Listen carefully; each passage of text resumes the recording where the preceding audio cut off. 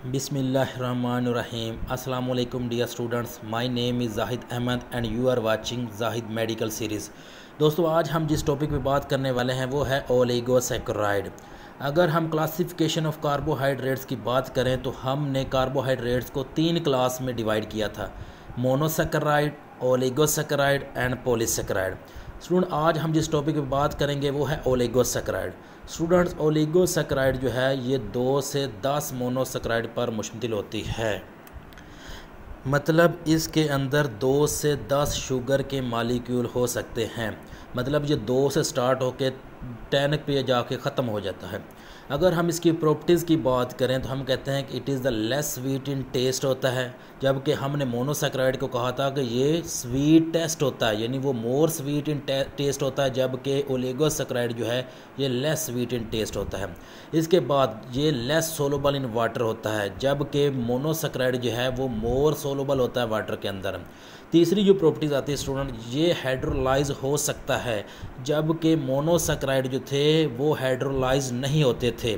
Students, जब भी monosaccharide की हाइड्रोलाइजेशन होती है तो इसके केस में ग्लूकोज बनता है। जब भी हाइड्रोलाइजेशन होती है तो ग्लूकोज बनता है, और इस रिएक्शन में एक वाटर का मॉलिक्यूल जो है वो यूज़ होता है। इस रिएक्शन में क्या होता है, एक वाटर का मॉलिक्यूल यूज़ होता है।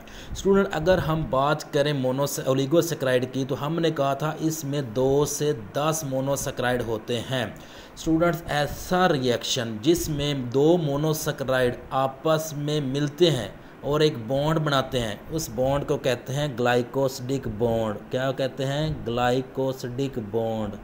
उसको कहते हैं ग्लाइकोसिडिक बॉन्ड। ग्लाइकोसिडिक बॉन्ड कब बनती है? जब 2 मोनोसैकेराइड एक दूसरे के साथ रिएक्ट करते हैं, और इन रिएक्शन में क्या होता है, एक वाटर का मॉलिक्यूल जो है वो रिलीज़ होता है। एक वाटर का मॉलिक्यूल जो है वो रिलीज़ होता है, और जो 2 मोनोसैकेराइड के दरमियान बॉन्ड बनते हैं उस बॉन्ड को कहते हैं ग्लाइकोसिडिक बॉन्ड। अगर हम बात करें स्टूडेंट ओलिगोसैकेराइड की तो 2 to 10 मोनोसैकेराइड होते हैं। तो इसमें सबसे जो इम्पोर्टेंट होता है स्टूडेंट्स वो होते हैं डाइसैकेराइड। कौन से इम्पोर्टेंट होते हैं? डाइसैकेराइड्स। इसमें इंपॉर्टेंट होते हैं डाइसैकेराइड। डाइसैकेराइड क्या होते हैं? जो कि 2 मोनोसैकेराइड के मिलने से बनते हैं। इसी तरह जो 3 मोनोसैकेराइड के मिलने से बनेंगे उनको ट्राइसैकेराइड कहेंगे। जो 4 मोनोसैकेराइड के मिलने से बनेंगे उनको टेट्रासैकेराइड कहेंगे। जो 5 मोनोसैकेराइड के मिलने से बनेंगे उनको पेंटासैकेराइड कहेंगे, और सो ऑन। इसी तरह ये चलता रहता है। स्टूडेंट्स, डाइसैकेराइड की अगर एग्जांपल्स की बात करें तो नंबर 1 हमारे पास डाइसैकेराइड जो है वो सक्रोज आता है। डाइसैकेराइड नंबर 1 हमारे पास आता है सुक्रोज आता है, जबकि नंबर 2 हमारे पास आता है लैक्टोज आता है। Sucrose, lactose. एंड नंबर 3 हमारे पास क्या है? नंबर 3 आता है माल्टोज। नंबर 3 आता है स्टूडेंट्स माल्टोज। स्टूडेंट्स, अगर हम बात करें इनका फार्मूला, यानी ओलिगोसैकेराइड का जो जनरल फार्मूला होता है वो होता है CnH2ON-1। स्टूडेंट, ये इसका जनरल फार्मूला होता है ओलिगोसैकेराइड का। अगर हम इस फार्मूले को यूज़ करें, फॉर एग्ज़ाम्पल अगर हम देखें सक्रोज़ का, अगर हम इसी फार्मूले से इसका जो है जनरल फार्मूला ड्रा करें, इसका मालिकुलर फार्मूला ड्रा करें, तो हमें पता है जो सक्रोज़ होता है वो किस से मिलकर बनता है? सक्रोज़ ग्लूकोज और फ्रक्टोज से मिलकर बनता है। तो ग्लूकोज के अंदर भी 6 कार्बन होते हैं और फ्रक्टोज के अंदर भी 6 कार्बन होते हैं। तो मतलब कार्बन टोटल कितने होंगे? 12 कार्बन होंगे। अगर हम इसी के अंदर 12 कार्बन को यूज़ करें फार्मूले के अंदर तो स्टूडेंट्स CN की जगह पे 12 आ जाएगा। यस। इसके बाद H2O वाटर वैसे ही आ जाएगा। अगर हम यहाँ पे 12 पुट करें, 12 - 1, अब देखें स्टूडेंट्स 12 - 1 हमने पुट कर दिया, C12। इसके बाद अगर आप देखें स्टूडेंट तो यहाँ पे 12 में से जब -1 करेंगे तो क्या बचेगा? ये बचेगा यहाँ पे 11 बचेगा, यहाँ पे आ जाएगा 11। अब हम इस 11 को इस फार्मूले के अंदर वाटर से मल्टीप्लाई करेंगे तो क्या आ जाएगा? C12। 11 को 2 से मल्टीप्लाई किया तो 22, और ऑक्सीजन को 11 से मल्टीप्लाई किया तो O11। तो स्टूडेंट, ये हमारे पास क्या हुआ? मालिकुलर फार्मूला किसका ड्रा हो गया? हमने ये मालिकुलर फार्मूला सक्रोज का आ जाता है। ये सक्रोज़ का फार्मूला आता है। तो स्टूडेंट्स यहाँ से हमें साबित हुआ कि ये क्या है, ये जनरल फार्मूला है किसका, ओलिगोसैकराइड का। जब भी हमने ओलिगोसैकराइड क्या मॉलिक्यूलर फार्मूला किसी भी इसके कंपाउंड का फाइंड करना है तो हमने ये फार्मूला यूज़ करना है। अगर हम स्टूडेंट्स बात करें सक्रोज़ की कि ये किस से मिलकर बनता है, तो याद रखें स्टूडेंट्स सक्रोज़ जो होता है ये दो कंपाउंड से मिलकर बनता है। One is called the glucose, एक इसके पास होता है ग्लूकोज और दूसरा होता है फ्रुक्टोज़। ग्लूकोज और फ्रुक्टोज़ जब भी मिलेंगे तो क्या बनेगा, याद रखें स्टूडेंट्स, सक्रोज़ बनता है। लैक्टोज़ कब बनता है स्टूडेंट, लैक्टोज़ बनता है जब ग्लूकोज प्लस गलैक्टोज़ मिलते हैं। ग्लूकोज और गलैक्टोज़ के मिलने से क्या बनता है स्टूडेंट, लैक्टोज़ बनता है। माल्टोज़ कब बनता है, माल्टोज़ स्टूडेंट बनता है ग्लूकोज प्लस ग्लूकोज, यानी जब दो ग्लूकोज आपस में मिलते हैं तो क्या बनता है, माल्टोज़ बनता है। इसके अलावा अगर हम बात करें स्टूडेंट, सक्रोज़ जो है इसको हम कहते हैं टेबल शुगर। सक्रोज़ को क्या कहा जाता है, sucrose is also called table sugar, इसको कहते हैं। इसका दूसरा नाम केन शुगर भी होता है, इसको क्या कहते हैं, इसको केन शुगर भी कहते हैं। इसी तरह लैक्टोज़ की बात करें स्टूडेंट, हम लैक्टोज़ को कहते हैं मिल्क शुगर। लैक्टोज़ को क्या कहते हैं, मिल्क शुगर। इसके अलावा अगर माल्टोज़ की बात करें तो माल्टोज़ को हम कहते हैं माल्ट शुगर। माल्टोज़ को क्या कहते हैं, माल्ट शुगर। स्टूडेंट याद रखें ग्लूकोज और फ्रुक्टोज़ जब मिलेंगे तो सक्रोज़ बनता है और इनके दरमियान जो ग्लाइकोसिडिक बॉन्ड होती है वो होती है स्टूडेंट्स 1,2 ग्लाइकोसिडिक बॉन्ड। कौन सी बॉन्ड होती है, 1,2 ग्लाइकोसिडिक बॉन्ड।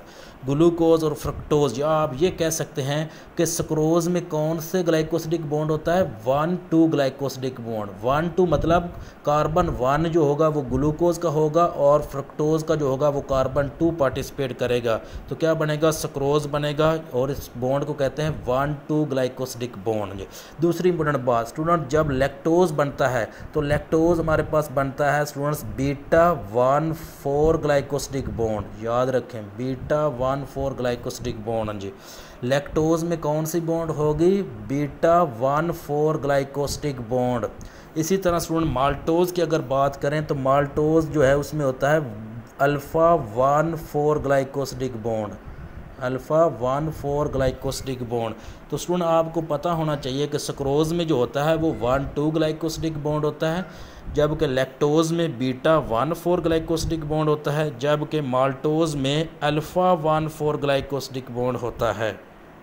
जबकि स्टूडेंट्स अगर हम इनकी हाइड्रोलाइजेशन की बात करें तो हाइड्रोलाइजेशन के लिए स्टूडेंट एंजाइम की ज़रूरत होती है। हाइड्रोलाइजेशन क्या होता है स्टूडेंट, ये ऐसा रिएक्शन होता है जिसमें लार्ज मालिक्यूल जो होगा वो ब्रेक हो जाता है स्मॉल मालिक्यूल के अंदर और इसमें एक वाटर का मालिक्यूल यूज़ होता है। जिस तरह अगर आप बात करें सक्रोज़ की, जब सक्रोज़ की हाइड्रोलाइजेशन करेंगे तो क्या होगा, ग्लूकोज और फ्रुक्टोज़ बनेंगे और एक वाटर का मालिक्यूल यूज़ होगा। स्टूडेंट सक्रोज़ के लिए एंजाइम जो यूज़ होता है उसको कहते हैं सक्रेज़। जो एंजाइम यूज़ होता है उसको क्या कहते हैं, सक्रेज़। जी इसी तरह लैक्टोज़ की हाइड्रोलाइजेशन करेंगे तो ग्लूकोज प्लस गलैक्टोज़ बनते हैं और इसके लिए जो एंजाइम यूज़ होता है उसको कहते हैं लैक्टेज़। स्टूडेंट याद रखना है आपने कि लैक्टोज़ की हाइड्रोलाइजेशन के लिए कौन सा एंजाइम यूज़ होता है, लैक्टेज़। इसी तरह माल्टोज़ की हाइड्रोलाइजेशन के लिए जो एंजाइम यूज़ होता है उसको कहते हैं माल्टेज़। उसको क्या कहते हैं, माल्टेज़। और याद रखना स्टूडेंट्स, इसमें हमेशा जब भी हाइड्रोलाइजेशन होगी एक वाटर का मालिक्यूल यूटिलाइज होगा। अब हम स्टूडेंट बात करते हैं कि ग्लाइकोसिडिक बॉन्ड असल में बनती कैसे है। हमने स्टूडेंट पहले बात की कि हमारे पास जो सक्रोज़ जो होता है या ग्लाइकोसिडिक बॉन्ड बनती असल में है जब दो मोनोसैकराइड आपस में मिलते हैं। स्टूडेंट्स हमने यहाँ पे जो डिस्कस किया है वो असल में है सक्रोज़ कैसे बनता है। हमें पता सक्रोज़ जो है वो एक मालिक्यूल ग्लूकोज का होता है जबकि दूसरा फ्रुक्टोज़ का होता है। तो ये हमारे पास जो है मालिक्यूल है ये ग्लूकोज का है, ये क्या है, ग्लूकोज है, जबकि ये जो है ये हमारे पास है फ्रुक्टोज़ का है, ये क्या है, फ्रुक्टोज़ है। स्टूडेंट एक इम्पॉर्टेंट बात, ग्लूकोज हमने डिस्कस करना है कि जब ग्लाइकोसिडिक बॉन्ड बनती है तो हम साथ डिस्कस करते हैं कि आया जो ग्लाइकोसिडिक बॉन्ड बनी है वो अल्फ़ा है या बीटा है। तो हमें वो पता कहाँ से चलता है, वो हमें पता चलता है कि वो कौन से दो मोनोसेकेराइड मिल रहे हैं, और वो अल्फ़ा मोनोसेकेराइड मिल रहे हैं या बीटा मोनोसेकेराइड मिल रहे हैं, और उसी बेस पे हम जो बॉन्ड बनती है ग्लाइकोसिडिक बॉन्ड उसको भी अल्फ़ा या बीटा ग्लाइकोसिडिक बॉन्ड कहते हैं। तो स्टूडेंट याद रखें यहाँ पे जो ग्लूकोज है वो अल्फ़ा ग्लूकोज है, अल्फ़ा। ये अल्फ़ा ग्लूकोज़ का हमें पता कैसे चला, याद रखें स्टूडेंट्स, ग्लूकोज़ अल्फ़ा है या बीटा है इसका पता हमेशा कार्बन नंबर 1 से चलता है। कार्बन नंबर 1 से पता चलता है कि ग्लूकोज़ अल्फ़ा है या बीटा है।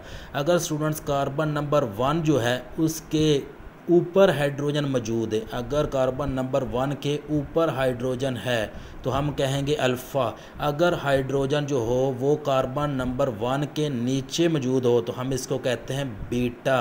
इसी तरह अगर आप देखें कार्बन नंबर 1 के ऊपर हाइड्रोजन है तो हमने इसको कहा कि ये अल्फ़ा ग्लूकोज़ है। अब दूसरी तरफ आते हैं स्टूडेंट्स, हम बात करते हैं जो फ्रुक्टोज़ है, ये फ्रुक्टोज़ अल्फ़ा है या बीटा है, इसका पता स्टूडेंट हमें कहाँ से चलता है, इसका पता हमें स्टूडेंट कार्बन नंबर 2 से चलता है।